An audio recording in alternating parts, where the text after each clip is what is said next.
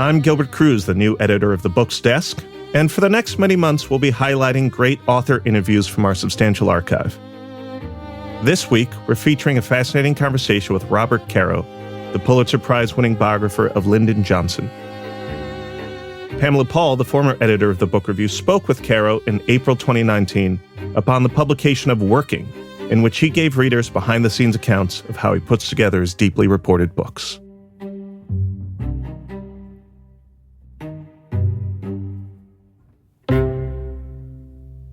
Robert Caro joins us now. Bob, thanks so much for being here. Pleasure to be here.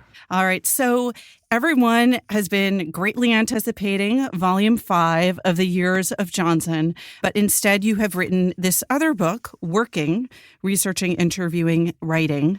Why did you decide to do this?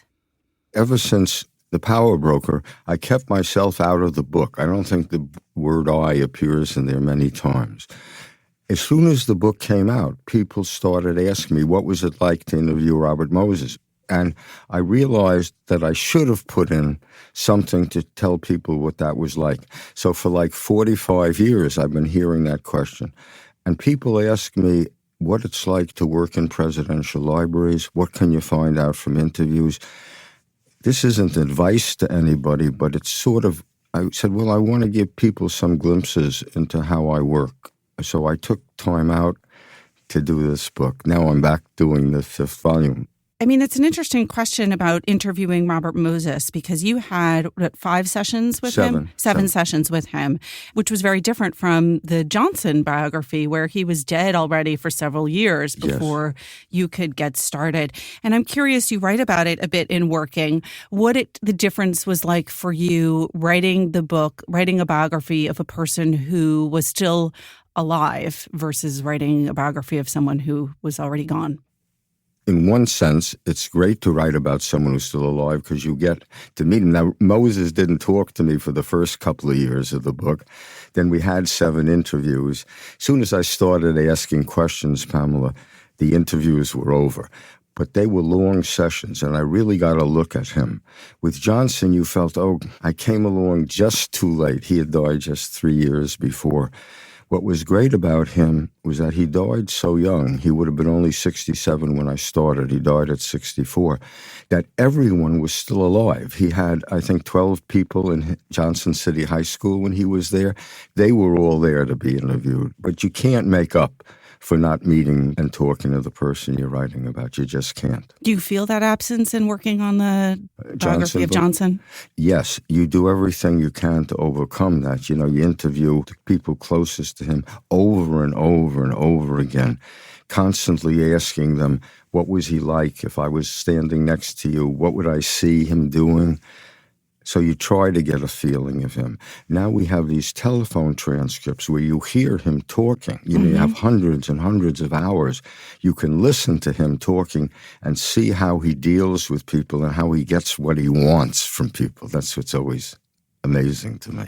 Has that changed sort of the way that you've been doing your research, having access to those tapes? Yeah. I think it should change the writing of history in general, like on the Gulf of Tonkin incident, which has been sort of a mystery, what really happened there, how many attacks were there on our destroyers, that led Johnson to launch these large bombing attacks in North Vietnam.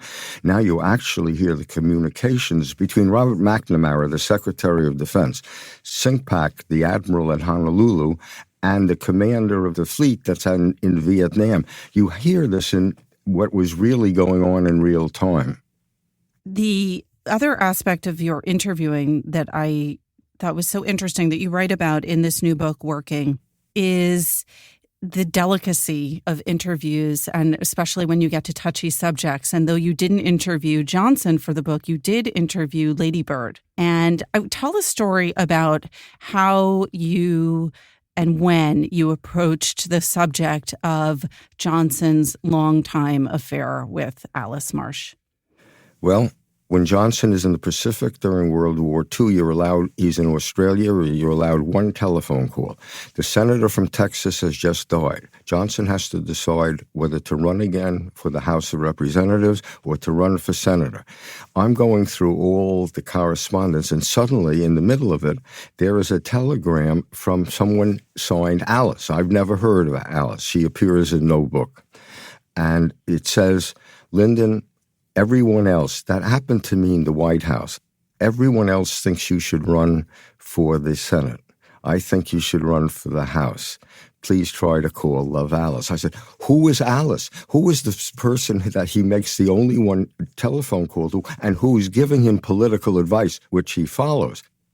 Shortly after that, so that's an example of going through the papers. By sheer luck, her sister and best friend show up at the Johnson Library and ask to see me. And I go down to see them, and they say, we want to tell you about a woman named Alice Marsh. We don't want to portray it as some bimbo. She was really very important in Johnson's life. And they told me the whole story of this long and significant relationship in his life. So how do you then ask Lady Bird? Pamela, that's the only interview I ever had in my life where I couldn't bring myself to look at the person I was interviewing. Alice was a small-town girl, and she turned herself into this brilliant Washington hostess, brilliant meaning brilliant salons, and she came from a little town called Marlin.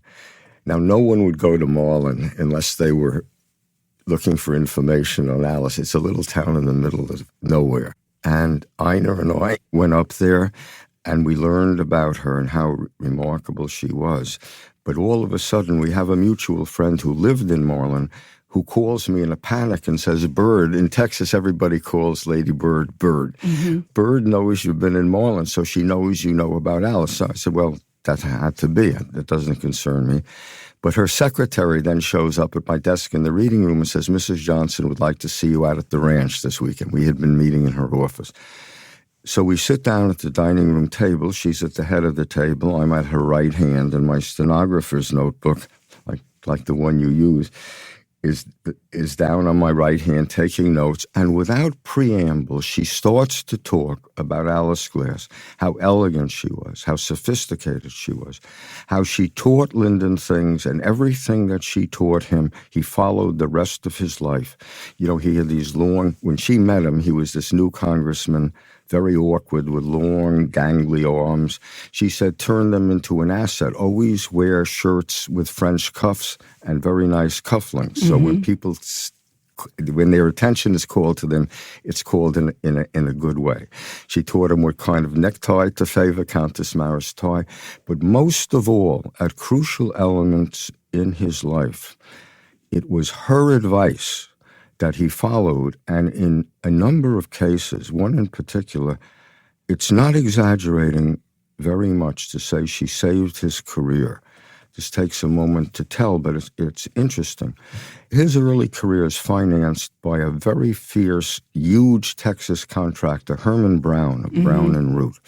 And Herman was prepared to keep financing his right, and in return, Johnson was getting huge contracts for Brown and Root. When all of a sudden they had a falling out, Lyndon Johnson was getting them authorization to build a dam, which they wanted. But Lyndon wanted a low-rent housing project built in Austin in what was a very poor Mexican-American neighborhood. The houses in that neighborhood were owned by Herman Brown. The tenants were paying rent to him. They were very profitable. And he was enraged that Lyndon wanted to condemn them for his housing project. And his chief lobbyist and his chief lawyer talked to him and said, Herman was about to turn on Lyndon. And when Herman turned on you, he never turned back. When Alice hears about this and invites them both down to her great estate in Virginia, she sits them down at her table and says, why don't you just compromise? Give Herman the dam and Lyndon the land. And all of a sudden, everything was okay. So Lady Bird starts talking not only about her elegance, she said, the quotes are in the book, she was so sophisticated, so beautiful. I remember her in a succession of wonderful, beautiful dresses and me in, well, not so wonderful. And then she said, Lyndon always followed Alice's advice. During that whole interview, I have to say my head just stayed down and I took notes. I couldn't look at her. So that was done. Then the next week, we went back to our ordinary interviews. So she just launched into it without you even without a word of preamble. Wow. Yeah. I sometimes think I know something about politics. I'm really glad I don't have to write about women because I never understood why she did that. So you had gone in there presumably thinking, how am I going to bring this up? Yes. And then you never... I didn't have to. She talked. She answered all my questions without a word out of me. You write in Working about the use of silence in interviews. And I'd love you to talk about that for a minute. And then talk about the opposite, where you have to actually ask uncomfortable and sometimes aggressive questions. The silence thing is interesting. If you looked in my notebooks where I take notes on interviews, you'd find the letters SU written very big sometimes. They mean shut up. It's because I tend to talk too much. And the thing is, if you're interviewing somebody, silence can be a real weapon for you because there's seems to be a human need to fill a silence. So if you ask a question, if there's a silence, he's not answering it. If you can just shut up long enough, an amazingly large percentage of that time, he has to talk, and he'll give you the information you want. But you're dealing often with people who are master politicians, who presumably also know sometimes the use of silence. And I'm curious, with someone like Moses, where you say, he was a monologuist, and he talked and he talked. Did he ever use silence against you? No, you didn't have to with Moses. With Moses, if you asked a question, he might answer it for an hour and a half. The thing about it was, you didn't want to interrupt. When I started interviewing, as I was a young reporter, I had won a couple of really minor journalistic awards. But when you're young and you win anything, you think you know everything. I thought I really knew how political power worked. From the minute Robert Moses started talking to me, I knew that I knew nothing compared to him. I mean, it was like I had never even dreamed of this level of political genius. I mean, it's such a tricky dance with access, right? Because with someone like Moses, he controlled access to a lot of the information and a lot of the people around him and to whether they would talk to you or not. I mean, did you worry that, if I make sort of one false move here in this interview with him, he's going to tell everyone not to talk to me anymore? Well, it didn't happen quite that way. What happened was, over the years, many biographers, I don't mean a few, had started or contemplated biographies of Moses. And I suppose they were told the exact same thing I was told. As soon as I wrote him saying I went, two of his public relations, they always came in pairs. These guys was named Murray Davis and Edward V. O'Brien. And they basically said to me, well, Commissioner Moses will never talk to you. His family will never talk to you. His friends will never talk to you. And then they had this phrase, I don't remember the exact wording, but what it meant was, no one who ever wants a contract from the city or state will ever talk to you. And you will never see his papers. So I had to think of something. So I drew a series of concentric circles on a pad. In the center, I put a dot. That was him. The first circle was his family and closest friends. Second was fairly close friends, people who dealt with him all the time. But there were outer rings. And I said, well, he can think of and make sure they don't talk to me, all the people who are close to him.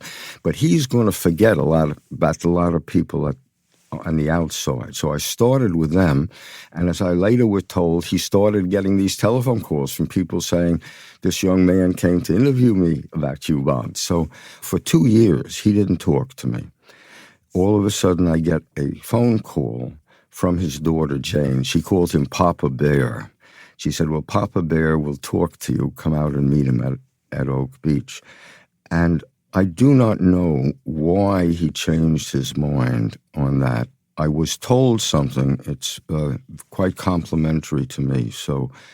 But it's the only explanation I was ever given. I became very friendly over the years with his chief aide, a guy named Sid Shapiro. He said, well, the commissioner realized with you that finally a biographer had come along who was going to do the book, whether he wanted it or not. I don't know if that's true. Mm-hmm. But we had 7 interviews, which were an education for me. And you ultimately did get a copy of all of his papers. You often talk about how your books are about power, about these 2 men who accumulated and wielded power in 2 very different arenas and sort of fundamentally changed the use of powers within those 2 different arenas. But as a reader, it strikes me that your books are as much about the powerless as they are about the powerful. And you start off Master of the Senate, for example, with a woman who cannot vote. It feels like your heart and some of the most moving passages are really about the people who didn't have the power. And when you deal with them that way, I'm so glad. That's so perceptive of you to pick that thing up, because it's an example. If you say, I'm not going to write just about the powerful, I'm going to write about the powerless and the effect that power has on them. So I'm trying to show in Master of the Senate, Johnson does what hasn't been done for 87 years. He gets a civil rights bill through the Senate that's controlled by the South. So that's quite a story. But as part of the story, I wanted to show exactly how hard it was and what happened to black people in the South in the 1950s who tried to register to vote. So I'm reading all the testimony that black people gave before the United States Civil Rights Commission. And, some of these stories make you cry or fill you with rage. So I came across the testimony of this woman, Margaret Frost, who was humiliated with the questions she asked. But she didn't give up. She went home and studied, and about 6 months later, she went back before these same 3 registrars, and they humiliated her again. Mm-hmm. So I thought, I have this story. But the thing is, there's always more to the story. And her husband, in the course of her talking to me, she mentioned, just in passing, that her husband had registered to vote, David Frost. So I said, well, I'd like to talk to him. He didn't want to talk to me at first, but I eventually spoke to him on the phone, and he told me the following story. When he registered to vote, a car came by and men shot out with rifles the lights on his porch. He wanted to call the police, but as the car drove away, he realized it was a police car. All of a sudden, Pamela, you said, so that's what it was like to be a black person in the South. There was no place to turn, no one to protect you. So the whole story there was a whole other dimension to me. I want to talk a bit specifically about Master of the Senate. Listeners of this podcast have heard a bit about it in the last few weeks as I was reading the book. And there are certain aspects of the writing in this book that I think you cover also in your new book, Working. And I want to talk about those different aspects. One is the sense of place, another storytelling and pacing, and the third is the development of your characters. But sort of as background to all of that is the process of writing and editing. Because with The Power Broker, we know that about 350,000 words of this book did not end up in the final book. I imagine that is true as long as they are of books in the years of Johnson. I'm curious about what your process is like in terms of your relationship with your editor, Bob Gottlieb, and how that works. Well, it's a long relationship. He became my editor in 1971. That's 48 years. Wow. It hasn't been always a peaceful relationship. Let's say we're both strong-minded people, but he's a great editor for me. I think he's a great editor. And sometimes I think no one but he could have edited me, because what he does, he's not going to let you go. If he makes a suggestion and you don't want to accept it, you're not going to turn the next page. He's going to tell you why you should change it. So in answering that, you have to think about what you did. That's very valuable to me because my books take so long. My publisher and my editor never bother me. So I'm sort of in a vacuum in a way. And it's easy to fool yourself that you're doing it better than you are doing it. But as you're writing this, you're forced to say, what would Bob think of this? Mm-hmm. Do you know? If you saw us up till the working book where things became friendly, it was one that took 45 years. But from the very first time, he's a guy who never used to go out for lunch. I never have lunches. We worked on that book. You know, the cutting out of the 350,000 words was really hard. And I think even Bob would say to you, we didn't do it just because they were superfluous. I think he said something like, we cut 350,000 really good words. Yeah. Neither of us wanted to do that, but we're so on the same wavelength. So in order to get enough money to finish The Power Broker, I had to sign a 2-book contract. The second book was for a biography of Fiorello LaGuardia. So I finished The Power Broker, and I really don't want to do a LaGuardia biography. I covered this. I can't stand ever to go back and do the same thing again. Mm-hmm. And I'm saying, but you know, I realize now that what I was doing in The Power Broker was not a biography of Moses. It was a study of urban political power in cities, how real power works. Mm-hmm. When you're not elected to anything, what is the real power that you get? I said, I want to do that for national power. And I know who I want to do it through. I want to do it through Lyndon Johnson. And I never want to have to cut out words that I don't think should be cut again. I want to do it in volumes. I said, but Knopf, my publisher, will never let me do that. I'm under contract. So I'm sitting there starting the LaGuardia biography, and I get a call from Bob, and he says something like, listen, I know your famous temper. Bob is always saying, Bob Caro has a terrible temper, but I'm a very even-tempered guy. Untrue. Okay, it's 2 people with a terrible temper. So he says, I know your temper. I want you to come in and see me, and I don't want you to say anything until I finish talking. I have a suggestion for you. So I went in, and he says, I know you want to do this LaGuardia biography, but I don't think you should do that. I think you've done it all already. But I do have another subject that I'd like you to do.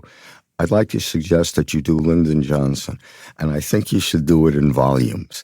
So many times in our lives, all these years of editing, you say, although we really have bitter fights over some things, we're both sort of on a very basic level on exactly the same wavelength.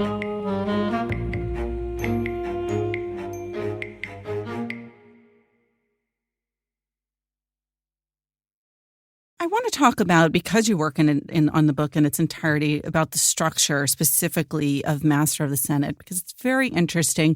There's been a big gap between this book and Means of Ascent, the second volume.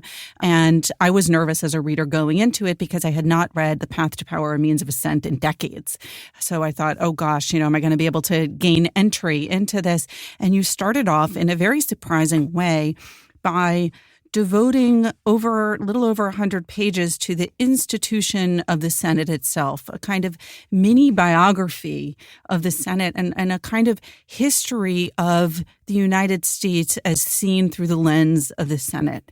How did you decide to do that? And did you know from the beginning you were going to approach it that way? No, not at all. I thought Master of the Senate, which is, I forget how long it is, but it's almost 1,000 pages.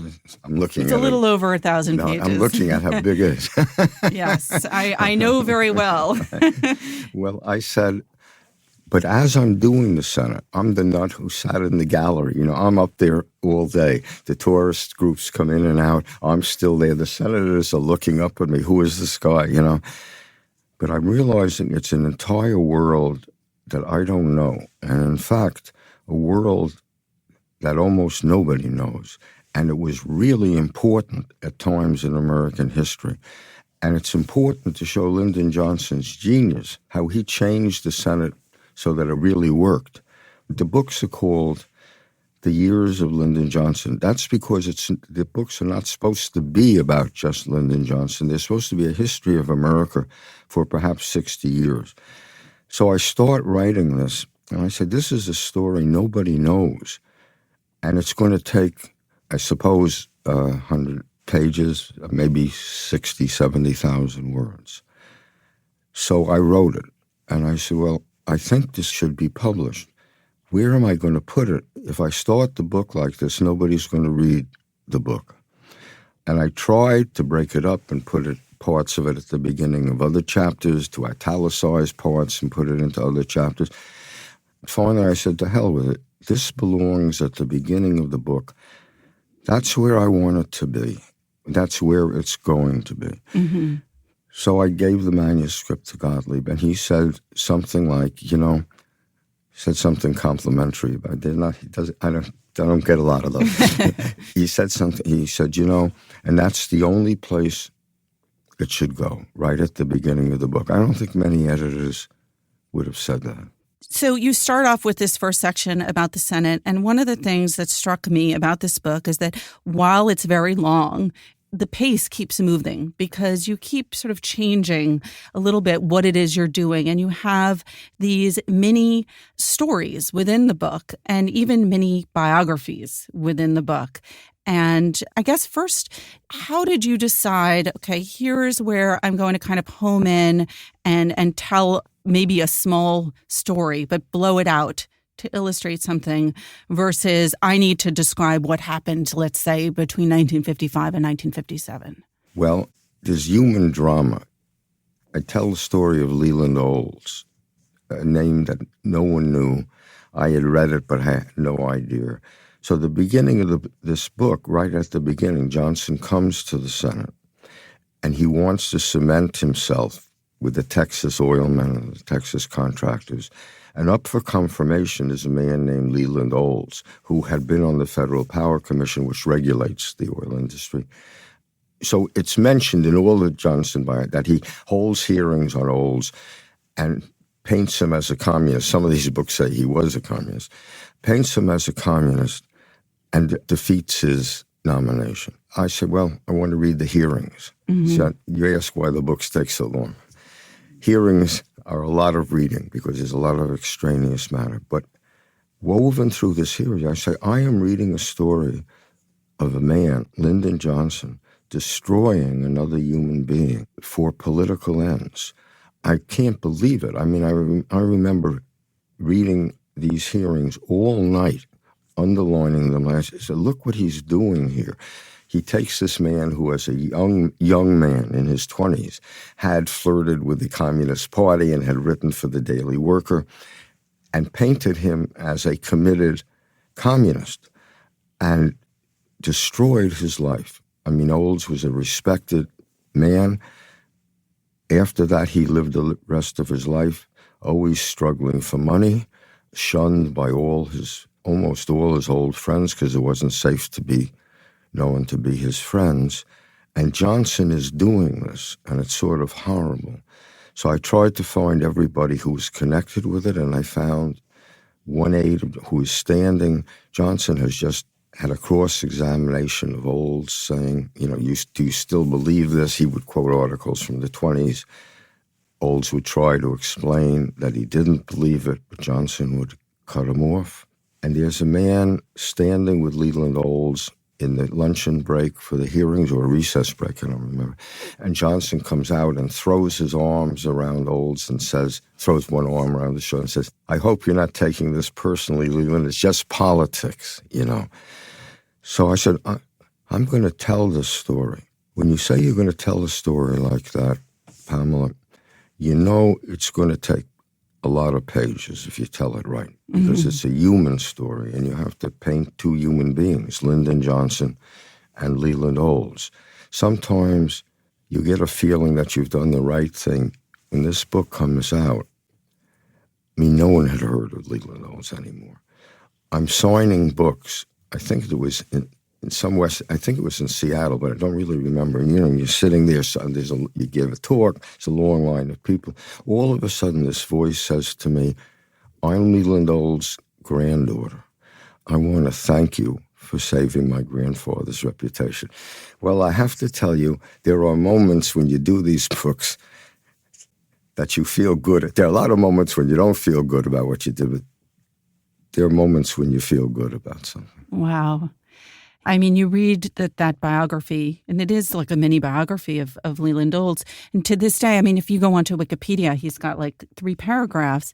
And what you do is that rather than start with the facts of the situation, which you, as you state, that, okay, here's someone for political purposes, in order to win the presidency, in order to gain the trust and the money of this lobby in Texas, right. He needs to defeat this nomination. Rather than start there, you start with, here's this guy, Leland Olds. And for a moment, the reader thinks, why are we talking about Leland Olds, who comes across as, just a good person, a real idealist and public servant. Yeah.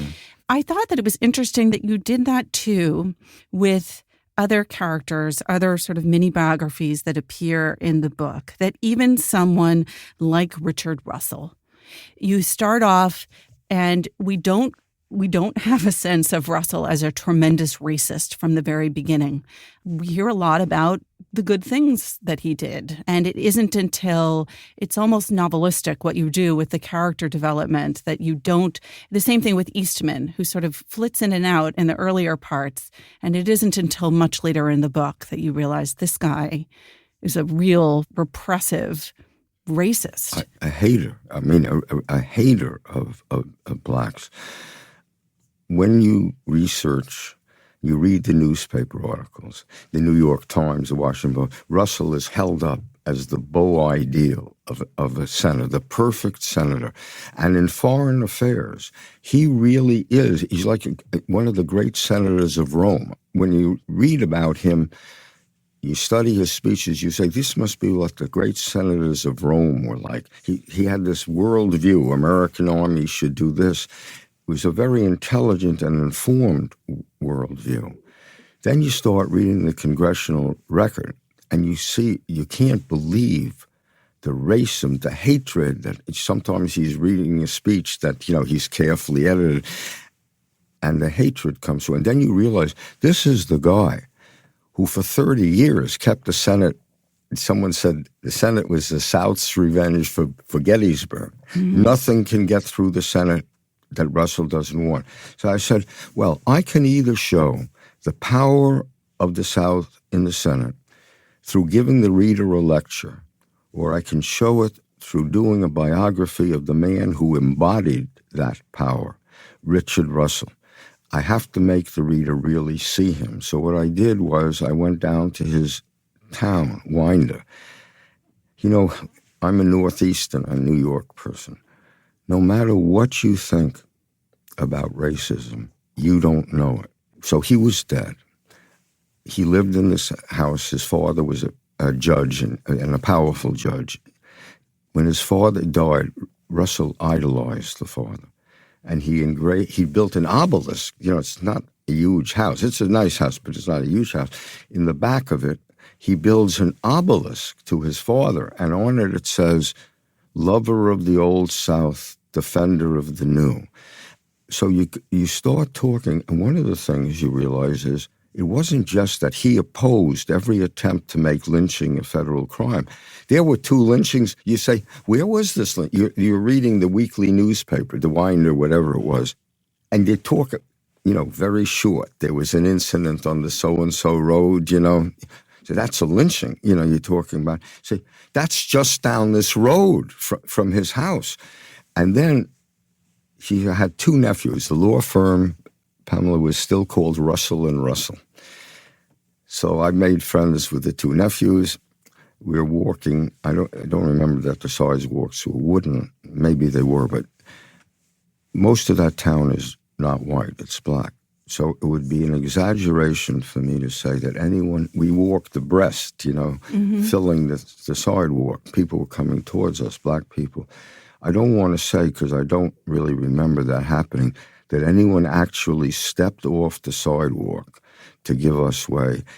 But I saw the eyes of the people coming towards us, and they were ready to step off the sidewalk. And I just hated. I mean, you came back from that, you said, if you make a picture of Russell correctly, I don't say I did it correctly. It was very hard. I rewrote that thing. If you do it, you're going to show 2 things. The greatness of this man in foreign affairs, in directing the armies of the empire. Let's put it in Roman terms, you know.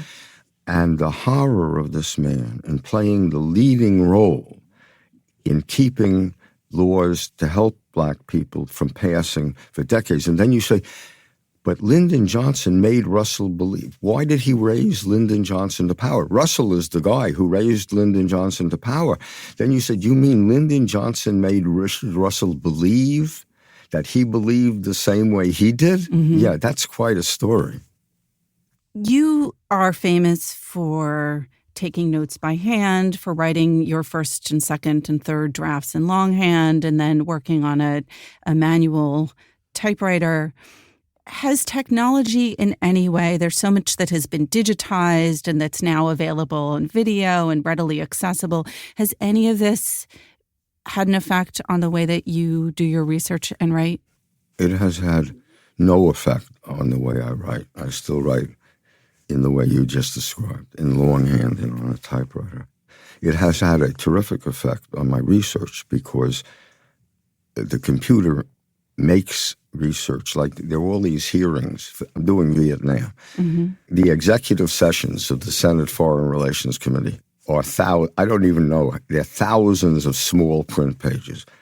You really can't read it all. But with, just say one thing, control find. You want to know what Richard Russell, said? That's easy. So, yes, it's helped me a lot in recent years. Because you talk about those, huge files just down in the Johnson Library. Is that now all digitized and searchable? No, almost none of it is digitized and searchable. So some of it still hasn't changed? Most of that library hasn't been digitized. Wow.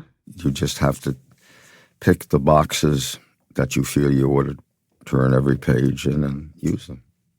You start off this book talking about your experience as a newspaper reporter, mostly for Newsday on Long Island, where I grew up. And I'm curious about two things. One, what was the most important thing you learned as a newspaper reporter that helped you in your writing, in the process of writing these biographies? And is there anything that you had to kind of forget because it wasn't useful or it wasn't helpful to you? Well, the most important thing I learned is what I talk about in working. The very first piece of advice, I was a new reporter. I'd never done investigative work. I had this old editor guy out of the front page. I was the first Ivy League graduate who had ever worked in his city room, and I was hired just because he was on vacation. They wanted to play a joke on him. He wouldn't even talk to me. Then I got thrown into it and doing something investigative, and he liked this memo I wrote. He said exactly, I didn't know someone from Princeton could do digging like this. From now on, you do investigative work. I, with my usual poise, said something like, but I don't know anything about investigative work. And this old guy looked at me and he said, I've never forgotten the exact words. Just remember one thing, turn every page. Never assume anything. Turn every goddamn page. And, of course, you can't do that in the Johnson Library. But if you're doing a topic like the Gulf of Tonkin, it may take months, but you can do it. To turn every page and over and over again. His name is Alan Hathaway. I've said to myself, thank you, Alan, because I find some amazing thing there in a box just filled with, the rest of it is just innocuous stuff. And was there anything that you felt like, you just had to kind of forget it from your reporting days? Yeah. Working fast. People don't believe this anymore. I was a really fast rewrite man. But I never thought things all the way through. You don't as a daily reporter, to tell you the truth. When I started to write The Power Broker, I suddenly realized how complicated this was going to be, that I didn't understand where Moses got his power. There was so much I didn't understand about it.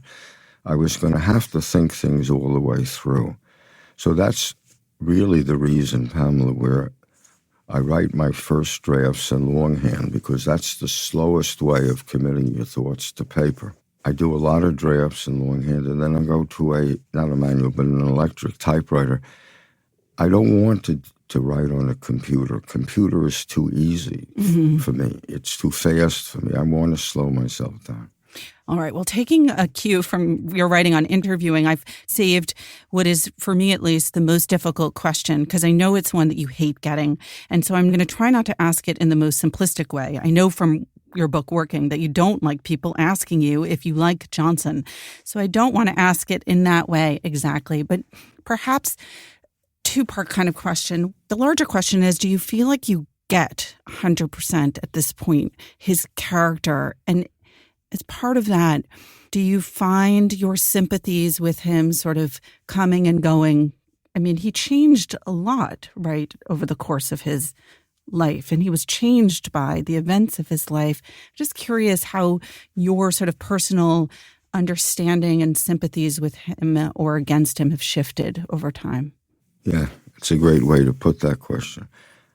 So I spent a lot of time, with his brothers, his sisters, his classmates in high school and college, the guys who were in his first political machine.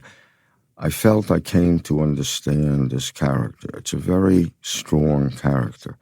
It sort of formed in his terrible boyhood. You can't really think about Lyndon Johnson's boyhood without wanting to cry for him, because it was a terrible, humiliating boyhood in this isolated town, which is the whole world. And in this town, his father, who was once the most respected man in it, becomes the laughing stock of the town.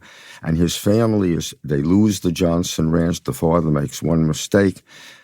They lose the Johnson Ranch. They're living in a little town in Johnson City, and every month they have to worry that the bank's going to take that house away. There's often no food in the house, and neighbors have to... It was humiliating and terrible. It's a complicated character. There's a deep well of compassion, and you see it when he's young, when he's a school teacher teaching Mexican-American kids. You see it when he's president and he gives the great civil rights speech, and his speechwriter, Richard Goodwin, says, "Do you really mean this?" And he says, "Listen, when I was teaching those kids in Cotulla, I swore that if I ever had the power, I'd help them. And I have the power, and now I mean to use it." You say, that's a consistent strand. Then you say, this is a guy, braggadocio, super masculinity. He used to refer to his private parts a lot in a very boastful way. There's some great anecdotes about that in the books. I'm not sure I'm going to repeat them on this one. But you say, and Vietnam, so much of it owes to that side of his character. But if you're really asking me, does my view of his character change? I felt before I started writing the first volume that I had done everything I could to understand this complicated character. And I felt that his life plays out. It doesn't play out in a consistent way, but it plays out in a way consistent with that character. All right. Well, that's a very good and careful answer. And I feel like we'll find out more from that when we get to Volume 5 of the Years of Lyndon Johnson. But also, there is really a lot of insight into that in this new book, which is a fascinating behind the scenes. The book, again, is called Working, Researching, Interviewing, and Writing by Robert Caro. Bob, it has been such a pleasure having you here. It was a pleasure being here. Thanks. That was our chat with the biographer Robert Caro from spring 2019. Come back next week for another great pull from the Book Review Podcast archives.